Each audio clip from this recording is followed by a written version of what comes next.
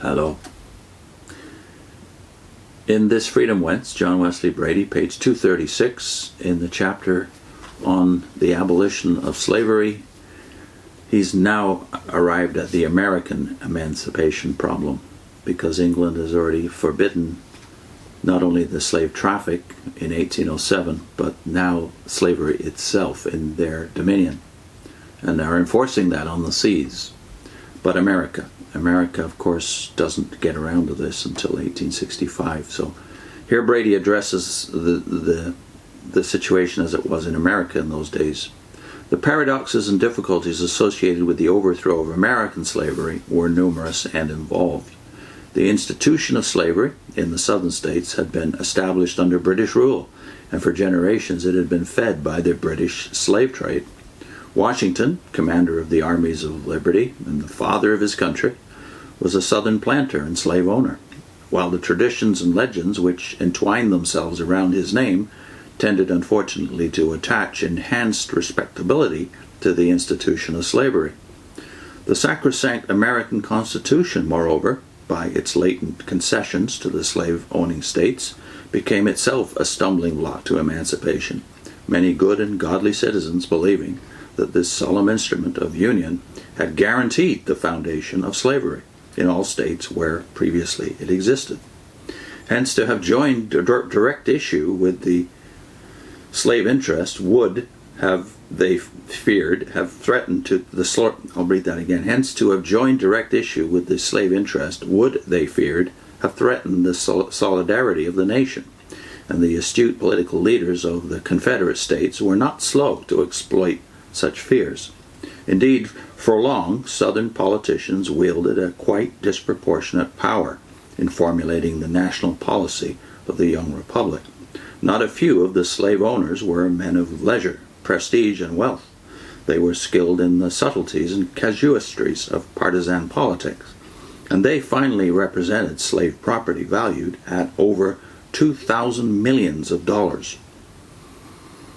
The power attending this enormous wealth was colossal. Prominent statesmen prior to Lincoln shrank from open combat with the greatest vested interest in the realm. So pervasive, in truth, was its pressure that it divided even great religious bodies, compelling them to temporize or compromise. Not till the cupidity of the slave interest began to force the institution upon new and free labor territories did many of the friends of freedom realize that their hands at last were unbound, for then only was it apparent that their charter of liberty was being prostituted into an engine of slavery. Wesley's direct influence in America, furthermore, particularly in political circles, was long discounted because of the outspoken character of his calm address to our American colonies on the outbreak of revolution. He therein had revealed himself as too much of an Englishman to suit the American mood, and his thoughts upon slavery never received a national hearing in the United States as it did in England. Again, the persistent English crusade against slavery was all too easily lampooned in the eyes of Americans because England long was remembered by them as their old overlord and oppressor. The British anti-slavery campaign, consequently, was decried as humanity-mongering, a cloak with which to cover child slavery in English factories, a club with which to browbeat defenseless West Indian planters, and then to force British imperial policy upon weaker peoples outside the empire. And such Englishmen as Cobbett furnished American slave interests with abundant grist for this mill. The American expression of the revival, moreover, though finally it was to affect profoundly the whole republic's life and destiny, was on the whole far more individualistic than in England.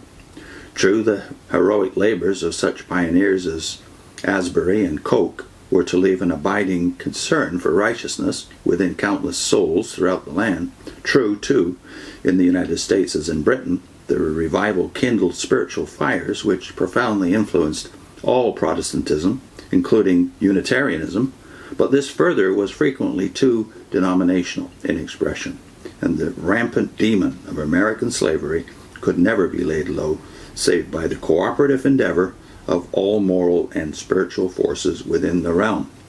It was unfortunate that the evangelical revival in America was long in producing anything comparable to the moral, spiritual, and social leadership afforded in England on a non-party and interdenominational platform by the Clapham sect. The deplorable fact, too, that Whitefield had owned slaves for the running of his Georgia orphanage proved a tragedy to the abolitionist cause. It afforded an argument that a man might be a prince of God and yet a slave owner. And the argument was worked to the full. Slave planters did not explain that Whitefield had died in 1770 before the ghastly truth about the slave trade and slavery was generally known, and before the social conscience of the revival had yet been quickened against it. They conveniently forgot that as early as 1739 that he, that is Whitefield, had attacked certain inhumanities of the slave trade, that he was a bitter foe of all harsh treatment of slaves and an advocate for their religious education, and that his orphanage slaves were both given religious instruction and treated as servant members of a Christian household. Whitefield, in brief, had held the popular delusion that the savage natives of Africa would profit, finally, by being brought within the influence of Christian lands, wherein ultimately they would purchase their freedom by special faithfulness.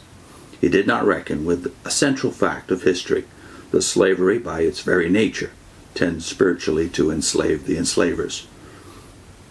Such considerations, however, meant nothing to American slave interests. Enough that Whitefield, the revered evangelist, had owned slaves for the running of a great Christian philanthropy. The institution of slavery, therefore, they argued, was indubitably both Christian and humane. Put in a link to two views of slavery in America at that time. One, Harriet Beecher Stowe, very famous for Uncle Tom's Cabin, and the other, a famous theologian of the South, Thornwell. And next time, how did anti-slavery movement, the abolition movement, finally prevail in America?